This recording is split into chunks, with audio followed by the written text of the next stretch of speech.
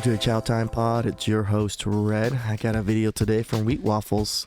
I'm actually a little bit upset for Wheat Waffles that he did this particular video and he got demonetized almost, or like age restricted.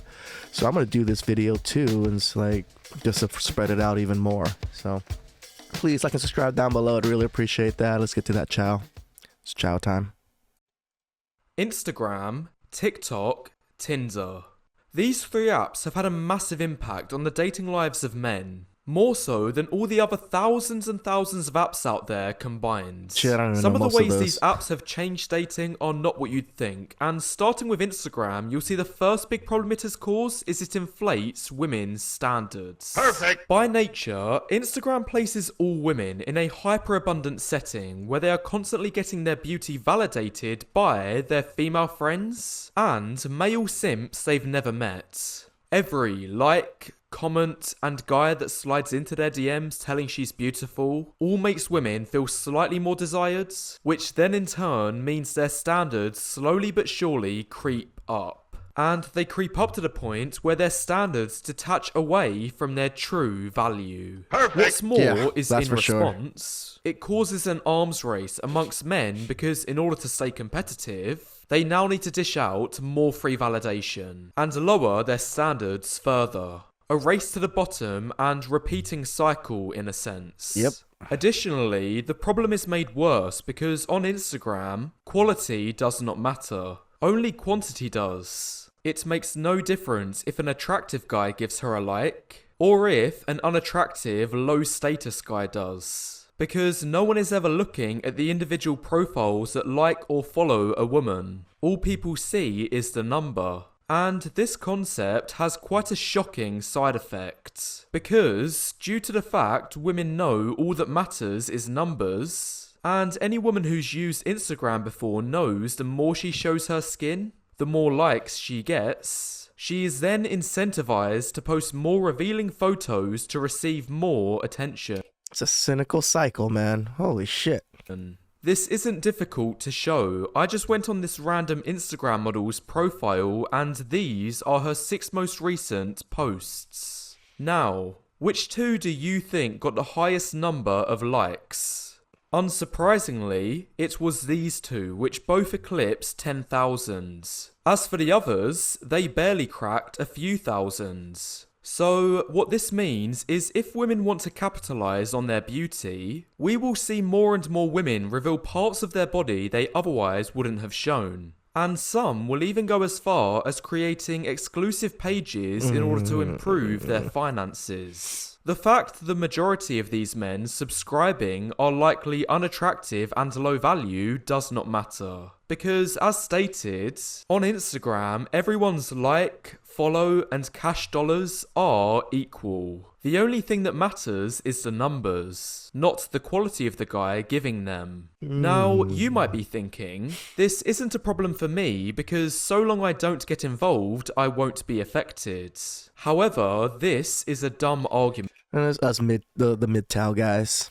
Because for the women that have these kind of things going on in their life, the further they go down this pipeline, the less desirable they are for a relationship. You not subscribing and not having Instagram doesn't change the fact all girls are pressured into following this path. And the extent to where she stops is her decision. Finally, the last problem caused by Instagram is it increases women's standards for looks just because of the fact Instagram is mostly about looks. What I mean by this is a a lot of photo women app. have on their mind wanting an attractive boyfriend simply because he'll look good on social media. And they can't... Ooh, I did not even think about this, them wanting an attractive boyfriend just to be able to post on social media. I did not even think about that as a man. risk Shit. damaging their reputation by posting some ugly guy on their profile. Therefore, even if there is a man out there who they would date for his personality, there is a decrease in the likelihood she'll date him, as she realises she could get laughed at online for being with someone average to below average in looks. Anyway, that's the major problems associated with Instagram and how it affects dating for guys. But when we... I mean, we watch a lot of content, and they all say Instagram's the number one dating app. I only started Instagram just because of this channel. I've never really used that. I've used like dating apps. I use like Hinge. I actually use Hinge.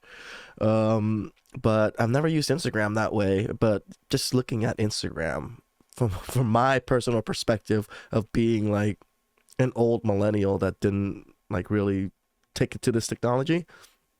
Yeah, it's about looks. It's pictures. There's all pictures and videos of people's like lives wherever they want to pretend to be at or whatever it is.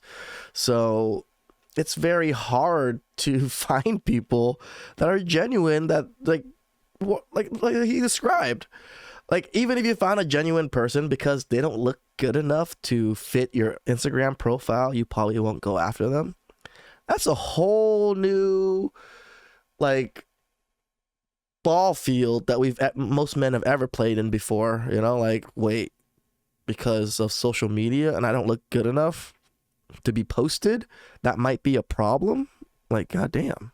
We move over to TikTok. Things here are arguably worse. We all know about the biggest TikTok. problem caused by TikTok is it inflates women's perceptions of male attractiveness. TikTok uses a discovery algorithm to show the audience videos they might enjoy. And the biggest input to the algorithm is watch time, i.e. how much time a person... All right, one thing about my first original TikTok, I guess I like watched one little clip too long, and then everything on my TikTok became Arab. Like, it literally just gave me 100% Arab stuff. And I'm like, I'm not even Arab. I don't speak the language. I think I might have looked at one like clip for a little bit too long because I was just like scrolling. And then it just gave me everything Arab. Like, this algorithm can be quite good and quite shitty.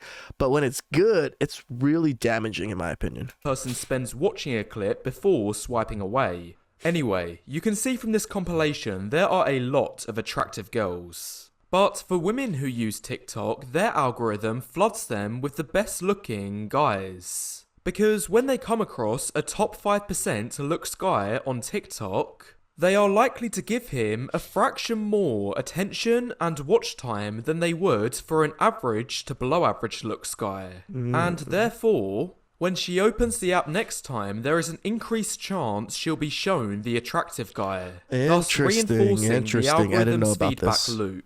Furthermore, because all women are likely behaving the same, the discovery overloads them with exclusively top 5% guys. And this is why you see on TikTok the vast majority of men look like this, which in the eyes of women in their late teens and early 20s are the most attractive men available. What are the consequences of this? Well, when women are bombarded with only seeing the most attractive guys, it skews their perception on what a justifiable look standard is. So to put simply, a woman might see all the top 5% guys, and from this pick the middle guy as having enough of a looks level so she would date. However, when she goes back in the real world, the guys in her class, college, work, or friends will likely be nowhere near the standards she's used to on TikTok. Therefore, she rejects these men and waits on the imaginary TikTok guy who doesn't exist in real life. Damn. Secondly, the problems TikTok causes is dual-ended. So far, I've talked mainly about the problems on the consumer side.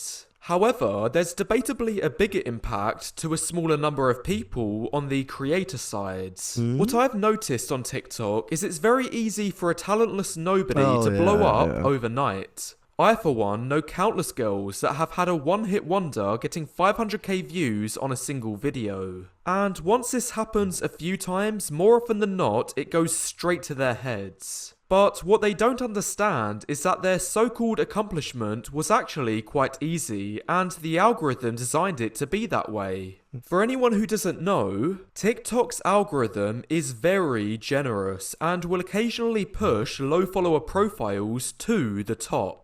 And this is especially true for any new creators. Because the algorithm will deliberately push one or two of a new creator's uploads within their first 20 posts. So then it triggers a huge dopamine rush for them. And then this high causes them to become hooked and upload more in order to try reach the same view spike the algorithm gave them originally. Exactly what TikTok wants. However, this will scarcely happen because the blessing they had at the beginning from a fresh new account is already gone. And this explains why it's almost impossible to maintain a reputation on TikTok. Ask yourself, how long does the average TikTok creator stay relevant for? I mean, here on YouTube, it's bad enough. Creators are lucky to stay relevant for 3 years. For TikTok, it's more like 3 weeks. So, when these women post some video that took zero talent and no more than 10 minutes to produce, but still gets them 500k views, they are misled to believe their value. I gotta say, the most views I've gotten was like 30k, and I was all excited for that, so... Damn, 500. I mean, that's on YouTube, though. YouTube and TikTok are quite different in like how they show people and how people are viewing the content. But yeah, even at 30k, I was like all super excited. I'm like, fuck yeah! Value is way higher than it actually is. Anyway, those are the main problems associated with TikTok for both the consumers and creators. And finally, I gotta love Wheat Waffles. This man puts in a tremendous amount of work and time and effort into these things, and to be like age restricted on this particular video, the man, I'm a little upset for him. Like, how did he get age restricted? He does such a good job at like looking at his text and his like what he writes, his script. That's what I wanted to say. Yeah, his script is really spot on. He doesn't say anything that would literally trigger the YouTube restrictions, but yet now YouTube is just blatantly restricting his video. Why? Just because they want to? Like, because this, like they're in bed with the other 3 apps or something? Like, this is upsetting to me. So this is why I wanted to share it, and like, it's great information too, of course. When we move over to Tinder, which is the final platform causing chaos, we see there is little to be optimistic about as a man in dating. The main problems associated with Tinder are purely mathematical. Tinder has a 3-to-1 ratio of men to women, which right off the bat puts favour in the hands of women. However, even more shockingly, the amount of matches both men and women get is extremely skewed because of the fact men swipe right way more than women on average. The data shows men swipe right on just over half of the profiles they see, whereas women swipe right on only 5% of men. And yes, though this might not concretely be the top 5%, for the most part it is, because it'll likely be the same guys who are attractive, tall, high status with great photos that are hoarding all the likes. And what's more, Tinder only reinforces this monopoly further with their ruthless algorithm. The way it works is when a woman goes on Tinder, she may only swipe through 20 to 30 profiles before getting bored and closing the app. Okay. And of these 20 to 30 profiles, they are going to be the most in demand and best looking men, as that is how the algorithm is programmed to promote. So in other words, if you're in the bottom 95%, there's a decent chance you won't even be seen. This is what many guys think makes online dating such a kick in the teeth. It's like the Bible extract. For whoever has, to him shall more be given, and whoever does not have,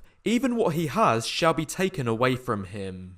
There is probably no better example of this than Tinder. The top 5% of men already have received blessings genetically, and then they are blessed further by the algorithm as it gives a helping hand. Whereas for average to below average guys, they're already in a crap position, and then the algorithm makes it even worse by pushing them further and further down the card stack. Now, some guys then go on to cope by talking about perfecting the bio or things like that. However, what these guys don't understand is when it comes to Tinder, looks is essentially the only thing you can bring to the table. And if you've ever had the displeasure of watching a female friend swiping in real life, you'll know this point is true. What this means is if you're a guy who in real life has good connections, social skills, status, game, etc., You might have decent chances when talking to girls offline. However, on Tinder, there's no chance you'll be able to compete with the top 5%, and you're basically wasting your time. Pretty much. The underlying problem is Tinder is a rigged game with an uneven playing field. Your chances are left out of your control and are instead dictated by the looks you have and a merciless algorithm. Anyway, that wraps up the problems with Tinder and its effects on men's dating. If you enjoyed today's content, check out my other video on online dating now, and make sure to press the like button and to leave any thoughts you have in the comments below, as it all helps the YouTube algorithm. Damn, that was some actually good chow. I learned quite a bit from that, and just, it's not like I'm on these apps like that anyways, but I mean, for men that are, and just hopefully some women that see this be like, oh yeah, it's a little bit different for us. But main reason why I did this, I woke up this morning and I saw a post from Wheat Waffles saying that he got age restricted on this video, and I was like, what the fuck? I'm like, well, if that's the case, I'm gonna push this video out as much as I can then. So please like and subscribe down below. I'd really appreciate that, and I'll catch you guys next time. It's chow time.